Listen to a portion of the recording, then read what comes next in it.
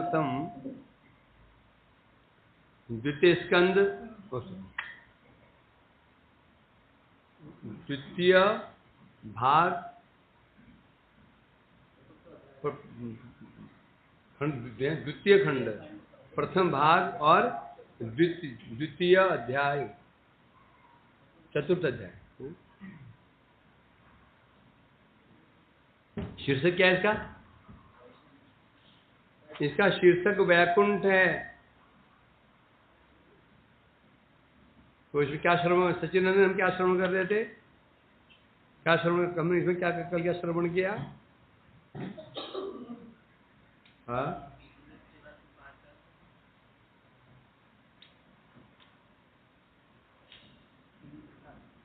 कौन कौन से?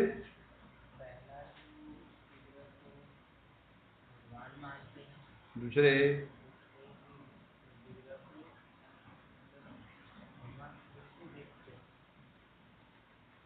तीसरे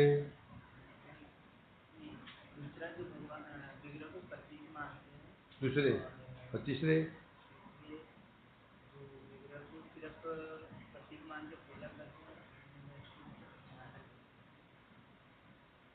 केशव बाबू क्या श्रवण किया? विग्रह पूजक कितने प्रकार के? किरकम किरम करे।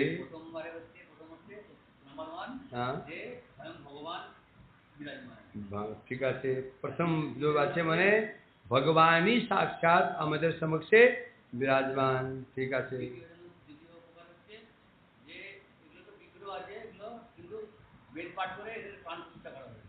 वेद मंत्र एদের प्राण प्रतिष्ठा करा हो যাচ্ছে এজন্য এরা সাক্ষাৎ ভগবান। ঠিক আছে।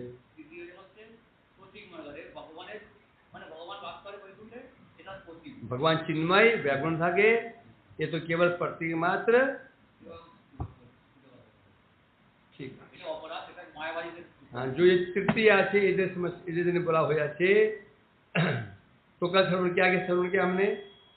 जहां जहां पर तथापि भगवत भक्ति योग्य न जायते फलम, तुलना की गई थी पहले। जो सकाम भक्त हैं, सकाम भक्त कौन से हैं? तीसरे वाले, तीसरे प्रतिमा पूजक सकाम भक्त हैं। तीसरे कौन से? जो भगवान के विग्रह को केवल भगवान का प्रतीक मात्र मानते हैं। मूल में मूर्ति जड़ है, पत्थर के बनी हुई है, चांदी के बनी हुई है, मिट्टी के बनी हुई है? और उद्देश्य पूर्ति के लिए पूजा की जा रही है। उद्देश्य पूर्ति होती पूजा बंद है ना। तथापि ये जो पूजा है ये सत्कर्मों से कई गुना अधिक श्रेष्ठ है। यहाँ से बात को बोलते ना मास्टर से। हरि बोल। ठीक है, बात हो गया। बैठ।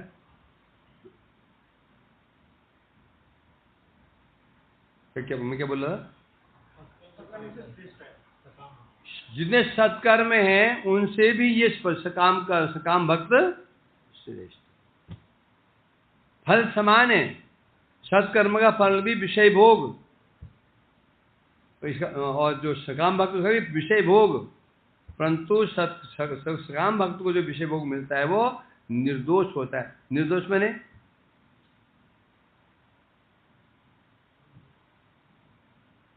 वो फंसाएगा नहीं। सत्कर्म का जो फल विषय भोग को फंसा देगा, और सकाम भक्ति जो कर रहा है उसका फल भी अच्छा फल है उससे, क्योंकि इसका फल फंसाएगा नहीं। एक न एक दिन उन फलों से विषय भोग की विरक्ति भी होगी। अब मेरा प्रश्न है, तो सकाम भक्ति जो कर रहा है, जो फल मिल गया, उस फल से उसको विरक्ति क्यों होगी? माधव, क्यों विरक्ति क्यों होगी? जो सकाम भक्त है कामना वासना के लिए भक्ति कर रहा है, भक्ति ही कर रहा है, परंतु उनका श्रवण कीर्तन अर्चन वंदन कर रहा है, उसे फल मिल गया, उसी विरक्ति क्यों होगी उसको? है? बाधा पड़ेगा। वो तो बोल। वो लास्ट समय चल रहा है कि वो अपनी अब वो कर रहे हैं, अब वो लास्ट में अंत समय तक भी अगर जो बिजनेस पूरा कर रहे हैं नहीं हुआ वो बता। भगवान देते हैं भक्तों को देते हैं अपनी धरती पे, वो उसमें बाद में उसको लिप्त नहीं कराते हैं, बाद में माया के द्वारा उसको कष्ट देते हैं। तू बता। कष्ट भी देते हैं, इससे वो धीरे धीरे क्योंकि भगवत क्योंकि सकाम कर्मी है वो भक्त भक्त है, भक्ति भगवान की कर रहा है, अरे कामना वासना है तो भगवान उसको भोग देने पर भी उसको सकाम कर्म सकाम भक्ति में क्या अंतर है? सकाम कर्म सकाम भक्ति में क्या अंतर है? सकाम भक्ति में वो भक्ति ही कर रहा है भगवान, हाँ आरोप मात्र कर रहा है मगर अपना स्वभाव रहता है। कर्म में यज्ञ दान तपस्या नहीं कर रहा, भक्ति नहीं कर रहा। तो जो सकाम भक्त को जो विषय भोग प्राप्त हो जाता है, फिर भगवान ये देखते हैं अरे ये तो फंस गया और मैंने फंसा दिया इसको। जो विषय भोग में फंस गया, ये कारण कौन बन गया? मैं। तो जब मैं मेरे दिए फल, मेरे दिए हुए फल से फंस गया, तो अब निकाले कौन? होता क्यों ना है? हम भी ऐसे ना, हमसे किसी को विपत्ति पड़ जाती है, हम सोचे यार मेरे कारण इसका नाम बदनाम हो गया। होता ना? समझे क्या नहीं? सपोज मैंने किसी विषय में कुछ बोल दिया और उसका बदनामी हो गई, बाद में पता चला अरे यार उसकी गलती नहीं थी, और तो बेकार नाम बदनाम कर दिया और मैंने कर दिया, और मन में पछतावा होता है। फिर हम क्या बोलते हैं? नहीं भैया सुनो, वो जो था ना गड़बड़, जो वास्तव में गलती हो गई, वो गलती उसकी नहीं थी, थोड़ा मुझसे निकल गया था, ऐसा नहीं था। तो भगवान देखते मैंने विषय भोग दिया, फिर तो बुरी तरह फंस गया, तो भगवान निकालेंगे दोस्तों। ये अंतर है। कर्म हमको फंसा सकता है, निकाल नहीं सकता। तो अब जैसा भी है, तो सत्कर्म की अपेक्षा सकाम जो भक्त है उसका फल श्रेष्ठ। परंतु तथापि भगवत भक्ति योगम न जायते फलम, परंतु वो जो फल है, सकाम भक्ति का जो फल है, वो फल भी भगवत भक्ति के योग्य नहीं है। सकाम भक्ति का जो फल है, उस फल के द्वारा प्रेम संपत्ति प्राप्त नहीं होगी, और प्रेम संपत्ति प्राप्त नहीं होगी तो भगवत धाम नहीं जाया जा सकता, और वहां नहीं जाया जा सकेगा तो भगवान साक्षात दर्शन, निरंतर दर्शन, उनकी सेवा, उनके साथ विहार आदि नहीं किया जा सकेगा, है ना? इसीलिए इति साधु वरे तत्र तत्र तत्र विनिंदते, इसीलिए साधु वरे, साधु शिरोमणि वैष्णव ने ऐसे सकाम भक्ति की भी निंदा की है।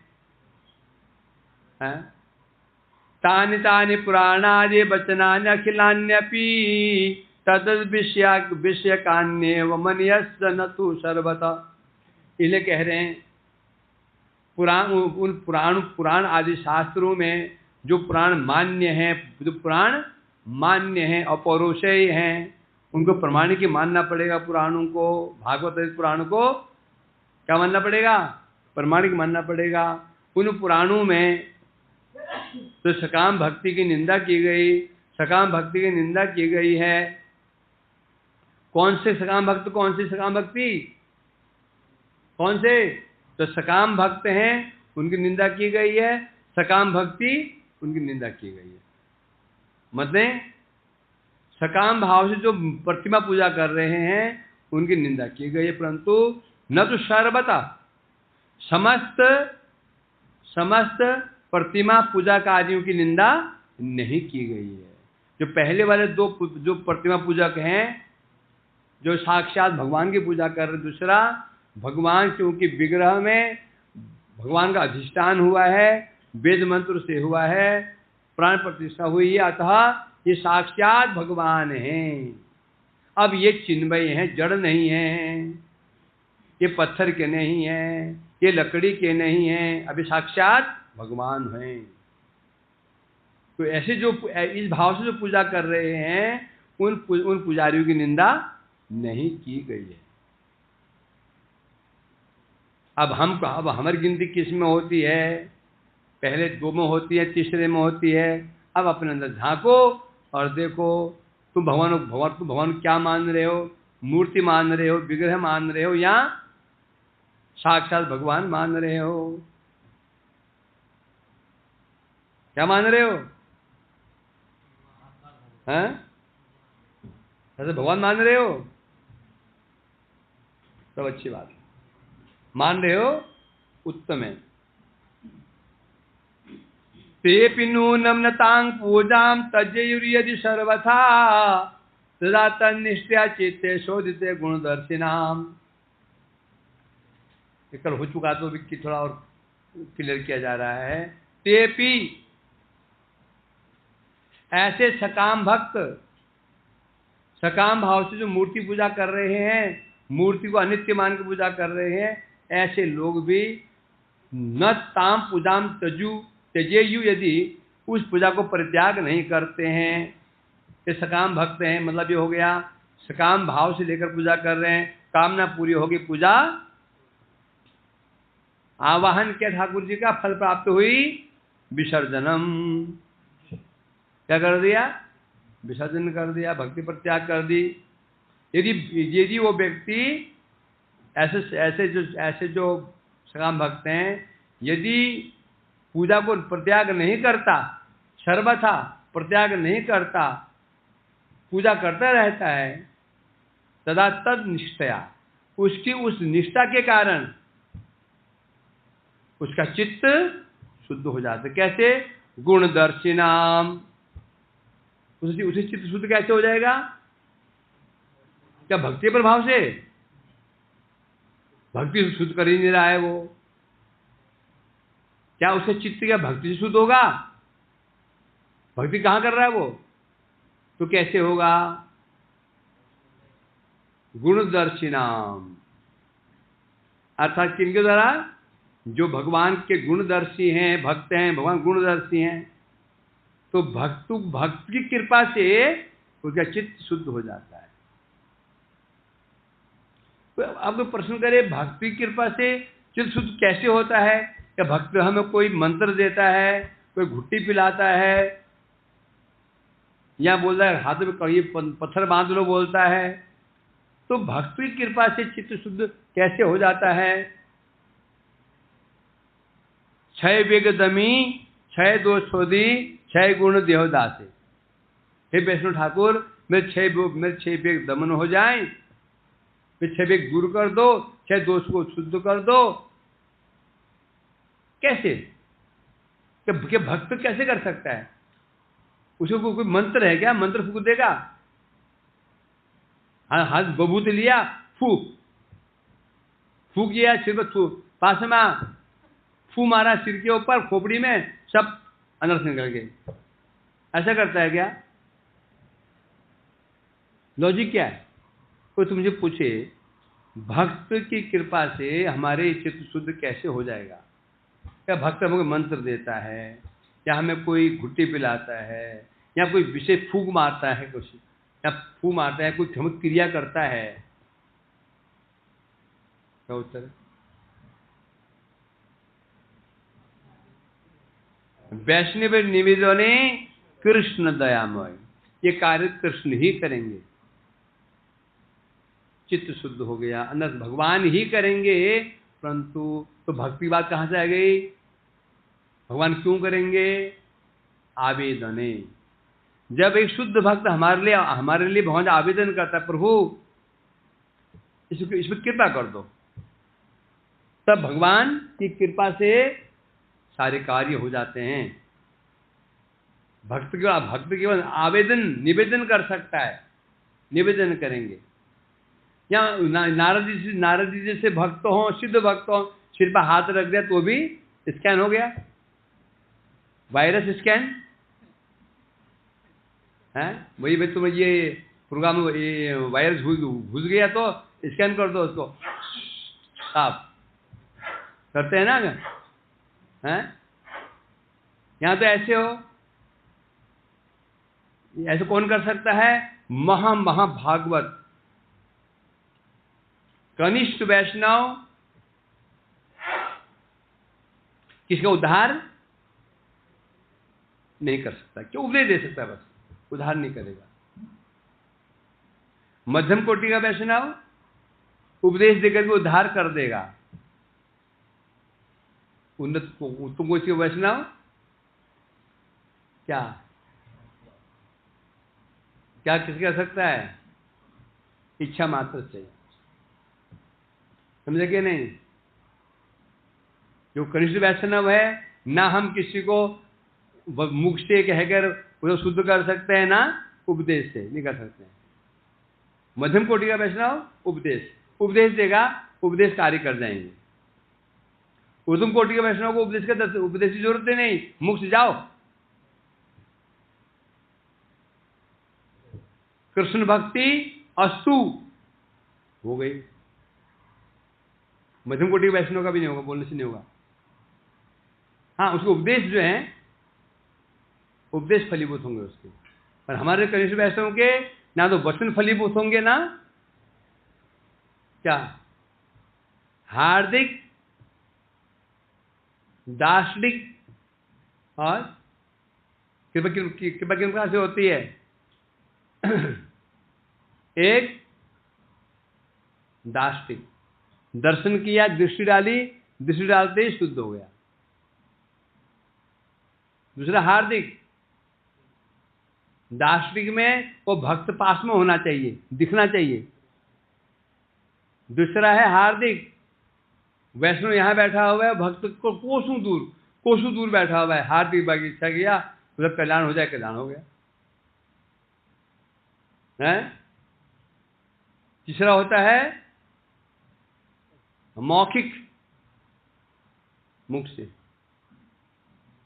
क्या? मुख से मतलब जाओ तेरा कल्याण हो जाए, कल्याण हो जाए, मुख से बोला।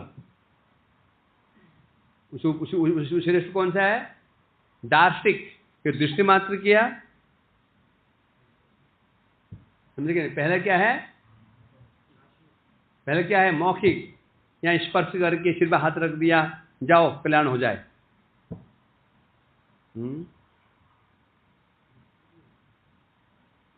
दर्शन, स्पर्शन, दर्शन, स्मरण, मत्स्य कुर्म विहंगा स्वानि अपत्यानि पुष्णन्ति तथाहमपि पद्मज। 3 प्राणी है। मत्स्य कुर्म विहग, मत्स्य मने मछली, कुरु मने कछुआ, विहग मने पक्षी। ये अपनी संतानों का पालन 3 प्रकार से करते हैं। पहले क्या था? दर्शन, फिर स्मरण, स्पर्शन। पहले क्या बताया था? मछली कैसे अपना पालन करती है, बच्चों को कैसे करती है? दर्शन के द्वारा। कैसे? मछली अंडे दूर दे देती है और दूर से उन अंडों को देखती रहती है। उसे देखने से ही अंडे फूट जाते हैं, उनको ताप मिल जाता है, बच्चे निकल आते हैं। कूर्म कछुआ, स्मरण, कछुए को अंडे दिखते भी नहीं है, अंडे के बहुत दूर कछुआ दूर बैठ करके उनका स्मरण कर रहा है। इस ध्यान करते करते अंडू को ऊर्जा प्राप्त होती है, अंडे फट जाते हैं। देखो, विहगा, पक्षी स्पर्श के द्वारा पक्षी अंडू पर बैठ जाती है, मादा पक्षी अंडू बैठ जाती है, बैठ उनको सेकती है, अंडे फटते हैं। हे ब्रह्मा, मैं भी उसी प्रकार से भक्त को पालन पोषण करता हूं। एक कृपा होती है मौखिक, या क्या था? स्पर्श करके जाओ, सिर्फ हाथ रख दिया तो कल्याण हो गया। एक ये। दूसरा, केवल दार्शनिक, दर्शन किया बस, कृपा दृष्टि की शुद्ध हो गया। तीसरा हार्दिक, दर्शन भी नहीं किया, क्या सोचा, समझे कि नहीं, कृपा प्रकार से होती है।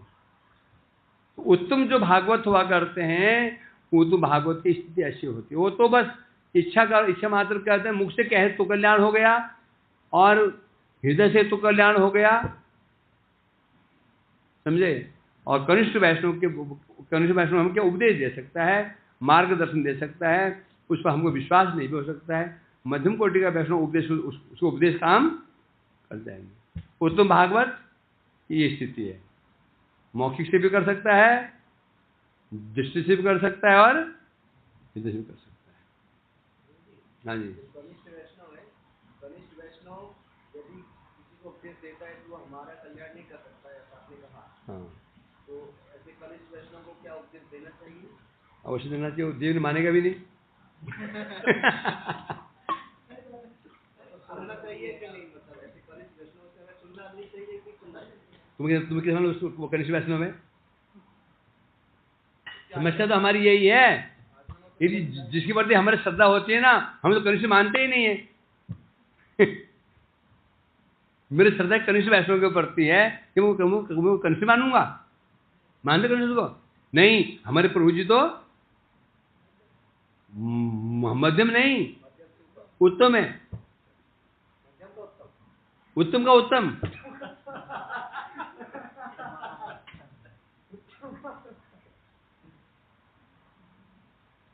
समझा क्या ना, आंख का अंधा नाम का नयन सुख। बेटा अंधा है, नाम क्या है, बोलते मेरे बेटे का नयन सुख है, नयन सुख। समझा कि नहीं, समस्या हमारी तो यही है, जिसके बाद हमें श्रद्धा हो जाती है, चाहे वो कनिष्ठ हो उसको उत्तम मान लेते हैं क्या, और जो उत्तम चाहे कितना उत्तम क्यों नहीं हो, उस उत्तम मानने से हम मना कर देते हैं। यही स्थिति है। तो इसलिए कह रहे हैं, तो सिद्धांत यही है कि जब वह सकाम भक्त कामना पूरी हो गई, कामना पूरी होने के बाद भी भगवान की मूर्ति को, पूजा को नहीं छोड़ता, तो भगवान के शुद्ध भक्त उसको देख करके उस पर संतुष्ट हो जाते हैं। जैसे संतुष्ट हुए, संतुष्ट चित्त उसकी चित्त में जो अनर्थ भरे हुए हैं वो सब अपने आप नाश हो जाते हैं। बस क्रिया वही पर ध्यान रखना, जैसे वो प्रसन्न हुआ, भगवान समझ गए, अच्छा इस पर इसकी कृपा हो चुकी, चलो अब मुझे करना चाहिए। टीका में कह रहे हैं,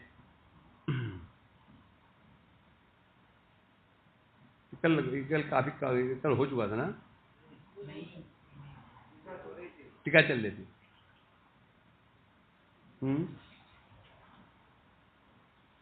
आपत्त्यो तथापि जिस किसी भाव से भगवान का अर्चन करने से जागृत तुच्छ फल कदापि संभव नहीं हो सकता।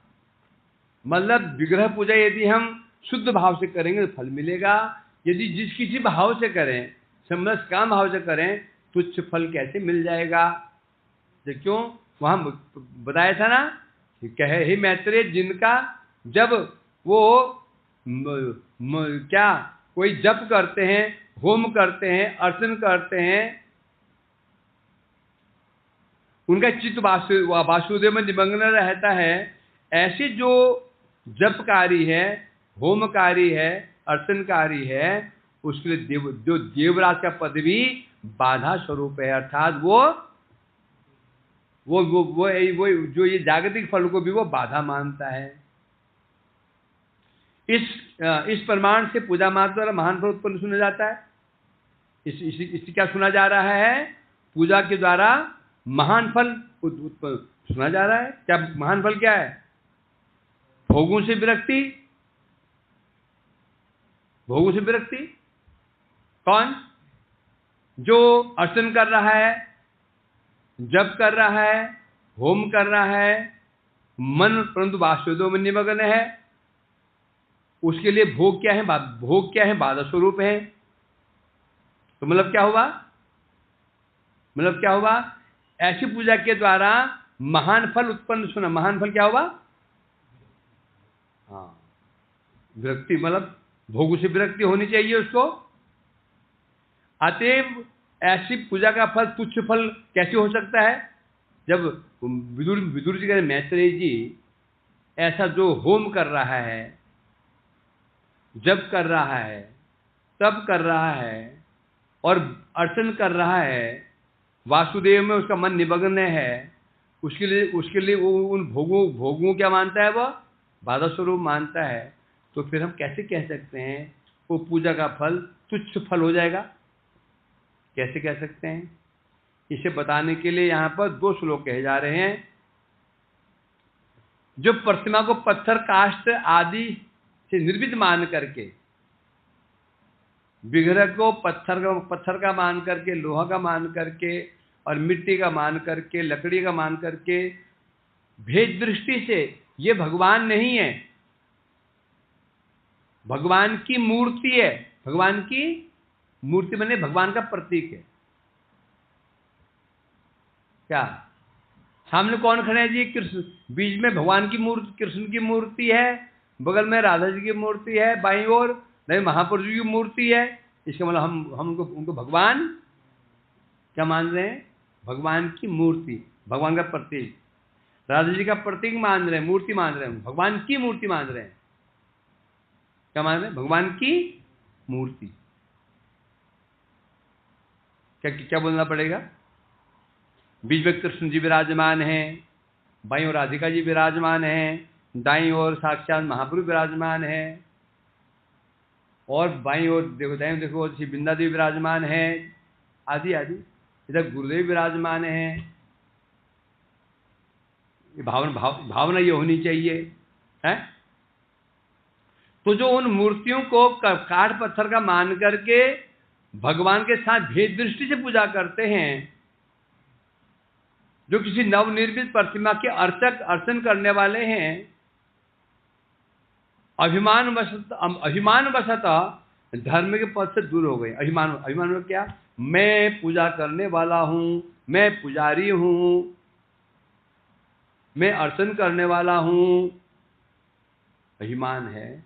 तो समझो वो धर्म पथ से दूर हो गए। धर्म पथ में क्या? सेवा पथ। धर्म पथ और सेवा पथ, कर्तव्य पथ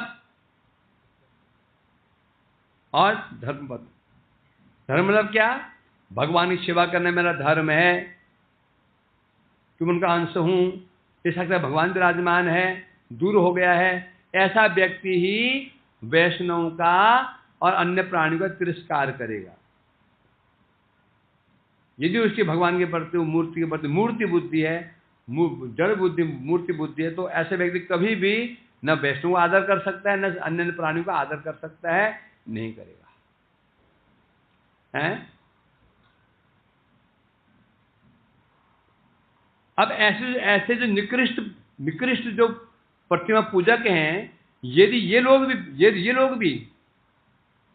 भी अपने फल प्राप्त करने के बाद भी उस पूजा का परित्याग नहीं करते हैं, निरंतर पूजा करते रहते हैं, उनकी निष्ठा हो गई पूजा के प्रति, निष्ठा बोले, तब तो उद्यम हो गया। उत्तम तब तो जो निष्ठा ही होगी पूजा में, तो क्या हो गया? निष्ठा हो गई। नहीं, अब निष्ठा का आधार क्या है? निष्ठा का आधार क्या है? भगवान है। निष्ठा किस रूप में हुई है उसकी? विग्रह पूजा में निष्ठा हुई है, समझा कि नहीं? कोई भी हम कार्य निरंतर करते हैं, उसमें निष्ठा हो जाती है, होती है ना। एक बैंक मैनेजर को बैंक से निष्ठा हो जाती है, एक कृषक को खेत से निष्ठा हो जाती है, एक बिजनेसमैन को बिजनेस से निष्ठा हो जाती है। कोई बहुत बड़ी बात नहीं है, बहुत बड़ी बात नहीं है। कोई निष्ठा किसके प्रति हुई है? पूजा के प्रति निष्ठा कर रहा हो। भगवान नहीं मानना उसको, क्यों? निष्ठा हो गई है। कोई व्यक्ति किसी पूजा करता है, रोज पूजा करते करते करते कंटिन्यू 25-30 साल पूजा करता है, किसी मंदिर पूजा करता है, उस विग्रह पर तो उसकी निष्ठा हो जाती है। भक्ति निष्ठा हो गई है। निष्ठा ऐसी वस्तु है कंटिन्यू हम किसके लिए करते हो निष्ठा हो जाती है। कि की माँ में निष्ठा है, कि इसके भाई में निष्ठा है, कि पति में निष्ठा है, कि इसकी इसमें निष्ठा है, कि देश में निष्ठा है,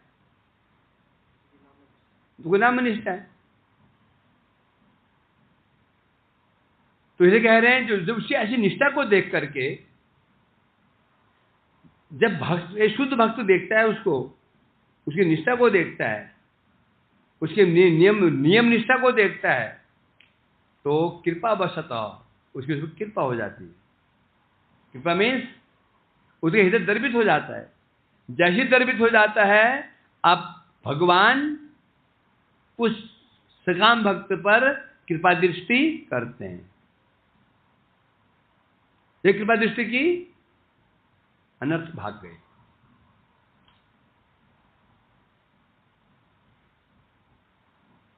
यूं समझो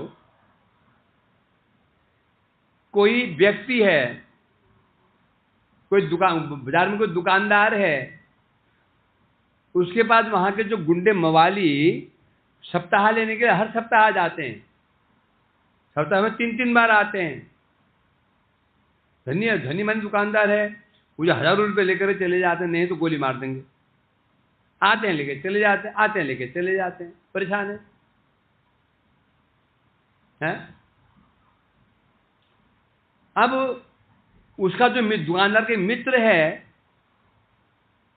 उसका मित्र एक एसएसपी है। क्या बोला? एक दुकानदार, सपोज ये वैभव दुकानदार है, मवाली है, कौन कौन बाहर को ये हैं, 3-4 मवाली हैं, रोज आ जाते हैं, ए पैसा दे चल, पैसा दे चल। परंतु वो जो वैभव है, इसका एक मित्र बन गया ऐसा आदमी जिसका मित्र कौन है?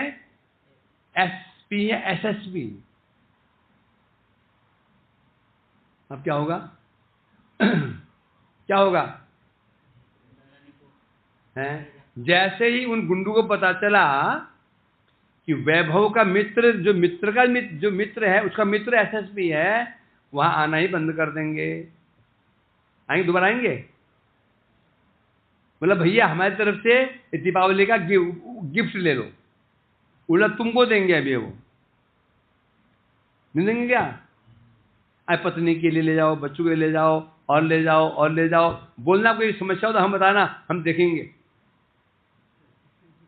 हैं? वो सिस्टम है। हम घिरे हुए हैं काम से, क्रोध से, लोभ से, मोह से, शत्रु से हम घिरे हुए हैं, अनर्थ से घिरे हुए हैं, कुछ कर नहीं पा रहे हैं, परेशान हैं। हैं? जब हम हमारी पूजा निष्ठा को देख करके शुद्ध भक्ति हम पर कृपा दृष्टि हो जाती है, तो तुरंत क्या होता है? और अब भगवान की जो भक्ति पहुंच कहां तक है? भगवान तक है। तो अनर्थ क्या देखते हो? भाई ये तो जो भक्त है, इसका मित्र तो शुद्ध भक्त बन गया, और शुद्ध भक्ति पहुंच कहां तक है? भगवान तक है। तो भैया अब यहाँ बुरे बिस्तर समेटो और निकलो पतली गली से। अब यहाँ हमारी दाल गलने वाली नहीं। ये करेंगे ना? ये है एक क्या प्रोसेस। इस प्रोसेस से कहना वैष्णव निवेदने कृष्ण देवमय एहन पामर प्रति हमें न समय। तो इसलिए कह रहे हैं यहाँ पर, इसलिए ऐसा जो प्रतिमा पूजा का है, जो 3 नंबर वाला है, वो भी यदि पूजा उसका फल प्राप्त होने के बाद भी पूजा परित्याग नहीं करता है, निरंतर करता रहता है, उसकी पूजा निष्ठा को देख करके भक्त की जब उसकी भक्ति कृपा हो जाती है, उसके दोष क्षीण हो जाते हैं। और चित्त दोष क्या था उसका? कामनाएं वासनाएं थी, वो दूर हो गई। अज्ञान था, भगवान की मूर्ति को पत्थर मारने बैठा हुआ था, वो दूर हो गया, चित्त शुद्ध हो गया है। इस प्रकार अल्पकाल में ही उनका अभिमान, अल्पकाल में ही उसका अभिमान था। क्या अभिमान? मैं पूजा करने वाला हूं, मैं करता हूं, यह अभिमान दूर हो जाता है, अनर्थ दूर हो जाते हैं, विलीन हो जाते हैं और वो अल्पकाल में ही शुद्ध भक्तिमान बन जाता है। उसको भक्ति तो कर ही रहा था ना, वो भक्ति कर ही रहा था। ये समझाने के लिए क्या उदाहरण दिया जाता है बताओ? सरसों, पीली सरसों के ढेर में एक महिला का नाक की जो बेसर होती है ना, बेसर छोटी सी, और गिर गई। सरसों पीली थी, एक ढेर था 4-5 क्विंटल, और उसमें बेसर भी छोटी सी, जो पीली सरसों थोड़ी बड़ी होती है ना, पीली सरसों, वो वैसी बेसर थी। छानेगा तो वो भी निकल जाए। अब कैसे अलग करेगा उसको? क्या करेगा? हैं? तो लॉस नहीं हो जाएगा? लगा देगा तो सरसों जल गई, नुकसान हो गया। अरे सरसों कितने की होगी? 2-4-5 हजार की। और सोना जब आग लगा देंगे फिर छानो उसको, राख नीचे, सोना और भी चमकेगा। इसका मतलब ये होगा, सोना उत्पन्न नहीं किया, सोना तो उसके अंदर ही था, सोना तो वहां था ही, बस सरसों से ढका हुआ था। उसी प्रकार से श्रवण कर रहा था, कीर्तन कर रहा था, अर्चन कर रहा था, पाद सेवन कर रहा था, वंदना कर रहा था, भक्ति कर ही रहा था। तो गड़बड़ी कहाँ थी? 2 गड़बड़ी थी। भगवान के विग्रह को मूर्ति माने बैठा हुआ था, दूसरा कामनाएं भरी हुई थी। भक्त कृपा हुई, दोनों खत्म हो गए। क्या? जो अज्ञान था मूर्ति के प्रति वो दूर हो गया, अनर्थ विनाश हो गए। भक्ति तो कर ही रहा था। वो भक्ति दमदमाएगी, चमक उठेगी, तो वो शुद्ध भक्त बन जाता है। किंतु टाइम क्या हुआ? किंतु जो व्यक्ति दंभ पूर्वक वैसी पूजा करता है, पूजा का फल प्राप्त होते ही पूजा छोड़ देता है। जो दूसरा पूजा वही है, एक वह है जो पूजा दंभ से कर रहा, अहंकार से कर रहा, मैं करने वाला हूं, पुजारी हूं, और पूजा फल मिल गया, फल मिलते ही पूजा छोड़ दी, विसर्जन कर दिया ठाकुर जी का। तो बता रहे हैं बहुकाल के उपरांत ही उत्तम पूजा, वो भी क्योंकि कर तो रहा है, प्रतिमा पूजा तो कर ही रहा है ना। क्या कर रहा है? प्रतिमा पूजा कर रहा है वो, पर वो भी पहले सत्कर्म से वो भी श्रेष्ठ ही है। परंतु बहुत काल की जो पहला वाला था, जो फल प्राप्त करने के बाद भी पूजा करता रहा, निष्ठा को देखकर वैष्णव कृपा हुई, अल्पकाल में शुद्ध भक्त बन गया। जो तीसरा वाला, परंतु जो व्यक्ति पूजा दम्भ से कर रहा था, पूजा फल मिलते ही पूजा छोड़ दी, फिर कामना हुई, फिर पूजा की, फिर छोड़ दी, तो बहुकाल के पश्चात, बहुत समय के पश्चात उत्तम पूजक बन सकता है। हो सकता है, कहा वो भी हो जाता नहीं कह रहे हैं। पूजक के रूप परिगणित तो हो सकते हैं, हो ही जाएगा नहीं। तो हो सकते हैं मतलब क्या होगा? कंडीशन क्या? हो सकते हैं कंडीशन क्यों लगा दी? यदि उस पर शुद्ध भक्ति की कृपा दृष्टि हो जाए तो हो सकता है।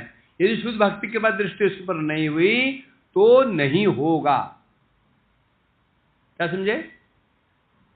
होता है, ये नियम नहीं बन गया, ये नियम नहीं बन गया। ये क्या बता रहे हैं? हो सकता है मीन्स कंडीशन लग गई, मीन्स होता है यदि शुद्ध भक्त की कृपा दृष्टि पर हो गई तो हो सकता है, यदि कृपा दृष्टि नहीं हुई है वो नहीं होगा। कृपया कृष्ण भक्तानां प्रक्षीण शेष दूषणा कालीन कियता तेपि भवन्ति परमोत्तमः। अब यहाँ पर कारण कौन बना? और सकाम भक्त जो शुद्ध भक्त बन गया, कारण कौन बना? कृष्ण भक्त बना। कृपया कृष्ण भक्त नाम प्रक्षीण अशेष दूषणा। जो सकाम भक्ति के अंदर इतने दोष थे, कामनाएं भरी हुई हैं, अनर्थ भरे हुए हैं, अज्ञान भरा हुआ है, परंतु भक्तनाम प्रक्षीण अशेष दूषणा। परंतु जब उस पर कृष्ण भक्त कैसे हैं? पिछला गया, कैसे हैं? गुणदर्शिना। कृष्ण भक्त के लिए यही सब आ गया। कृपया, कृष्ण भक्त कैसे होते हैं? कृपालु होते हैं। कृपालु का अर्थ क्या है? यहां कृपालु क्यों लगा? अर्थात कृपा का यह अर्थ है अयोग्य व्यक्ति पर भी कृपा कर सकते हैं। यदि योग्य भी कृपा नहीं कहेंगे, समझे कि नहीं? यदि गुरु वैष्णव किसी कृपा करते, क्यों करते हैं? क्योंकि ये अच्छा भजन करने वाला है, शांत चित्त है, अच्छा गुणवान है, कृपा की जाती है, तो इसको कृपा नहीं कहते। क्यों नहीं कहेंगे? वो तो उसकी योग्यता है ही है। कृपा क्या करना है? योग्यता उसकी है।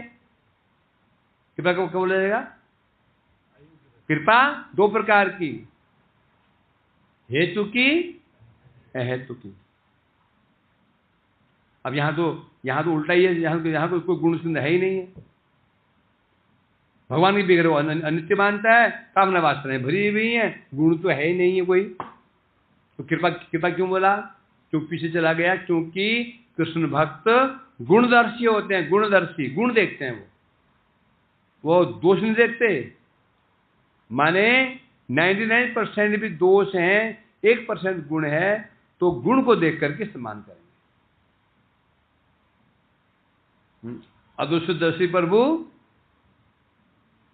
है,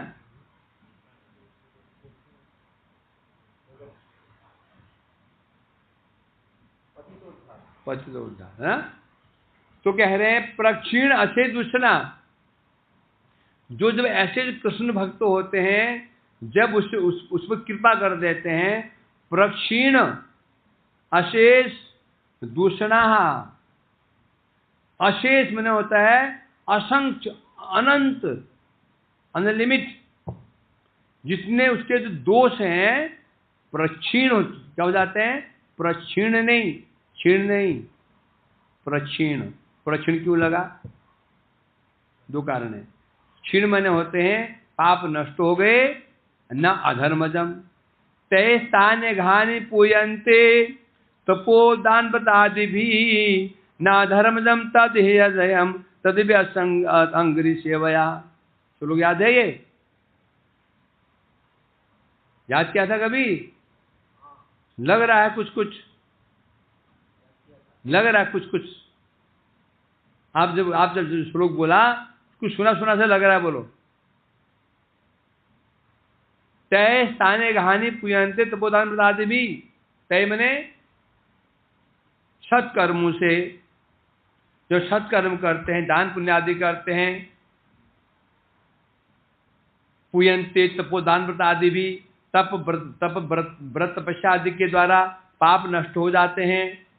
परंतु अधर्मजम, वो जो पाप का जो अधर्मजम, अधर्म का जन्म देने वाला बीज, न बीजम,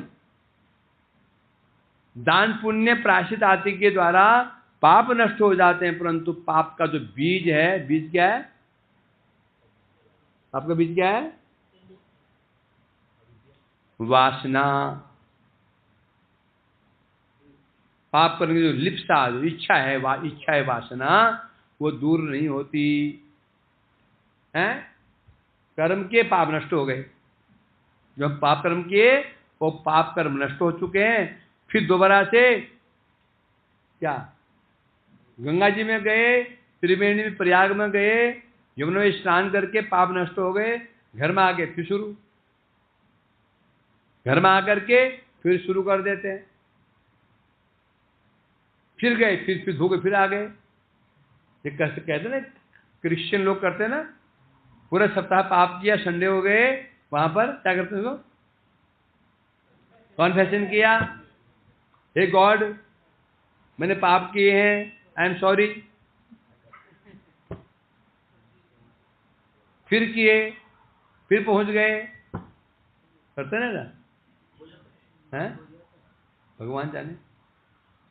तो इसलिए कहते हैं जो तप व्रत दान आदि के द्वारा पाप नष्ट हो जाते हैं, परंतु ना धर्मजम, तो पाप की जड़ है, जो बीज है, जड़ है वो साफ। परंतु तदपि ईसंग्री सेवया, ईसंग्री मने ईश भगवान, अंग्री मने चरण कमल, भगवान की चरण कमल चरण सेवा से बीज भी खत्म।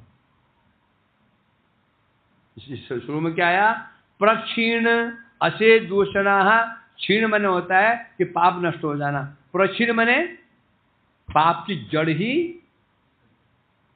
तो जड़ है वृत्ति है, पाप करने की वृत्ति, वो वृत्ति नष्ट हो जाती है। कैसे, कृष्ण भक्तों की कृपा से कालीन केतते भवंती परमोत्तमा, कालीन कियता, मतलब कुछ समय के बाद, कुछ समय के पश्चात ही ते भी भवंती परमोत्तमा, वे भी परम उत्तम भक्त बन जाते हैं, उत्तम मूर्ति पूजक बन जाते हैं। महिमा किसकी रही, कृष्ण भक्त महिमा क्यों रही, कृष्ण भक्त की क्या महिमा है, वे गुणदर्शी हैं। गुणदर्शी क्या हो जाएगा, कृपालु हैं। वो गुणदर्शी क्यों है, क्यों कृपालु हैं। गुणदर्शी इसलिए, गुण क्यों देखते हैं, कृपालु।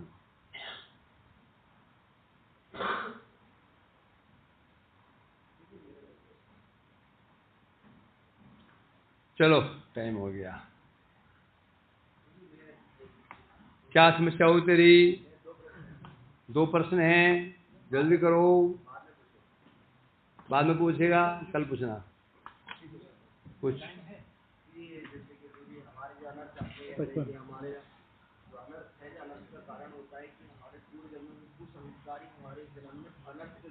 आ जाते हैं, डालते हैं। तो जो अनर्थ साधक भगवान का भजन साधन कर रहा है और उसके भजन साधन में अनर्थ बाधित हो रहे हैं, वो संस्कार इस जन्म के या पूर्व जन्मों के सब मिलके आ रहे हैं। तो फिर अब उस साधक के भजन साधन में जो मार्ग में अनर्थ हो रहे हैं, तो उनको भगवान उनके भक्त दूर क्यों नहीं कर रहे, प्रश्न हो गया मेरा। उत्तर सुन ले, क्योंकि क्या आया था, भक्त कब कृपा करते हैं, वो तो शुद्ध भक्ति ही कर रहा है। हाँ, तो शुद्ध भक्त तो कृपा कब करेगा तुम्हारे ऊपर, क्या देख करेगा, निष्ठा को देखकर करेगा। निष्ठा तो देखिए, नाम निष्ठा, निष्ठा तो देखिए, नाम में निष्ठा है, कथा में निष्ठा है, कीर्तन में निष्ठा है, सब कुछ निष्ठा है कि निष्ठा है, सोने में निष्ठा है, खाने में निष्ठा है। वो क्या करे बेचारा, कुछ तो गुण दिखे, गुण दर्शन, कुछ तो गुण हो, गुण तो कुछ दिखे, गुण है कुछ, लगता है गुण है, तो फिर गुण तो नहीं है, तो क्या करें, तो क्या करें बेचारे, तो भी हमारे पीछे पड़े रहते हैं, ये कम कितना होंगे, तो भी नहीं छोड़ रहे हैं, कुछ है नहीं, हम तो उनसे पल्ला छुड़ा करके भागना चाहते हैं, तो भी बेचारे भागने नहीं दे रहे, पिछवाड़ा पकड़ रखा हमारा, तो भी गाली वगैरह, छोड़ छोड़ मेरे को छोड़। वो क्या करें बेचारे, वो तो चाहते ही हरि बोल, समझा, हाँ समझ गया। दूसरा क्या है, पहले ही सुन करके पहले सुन के क्या हो गया, डिमोटिवेट हो गया।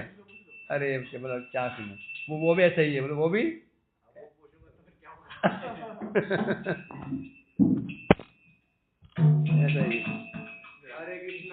हरे कृष्णा कृष्णा कृष्णा हरे राम राम राम निताई गौर हरे गौर हरि बोल गौर हरि बोल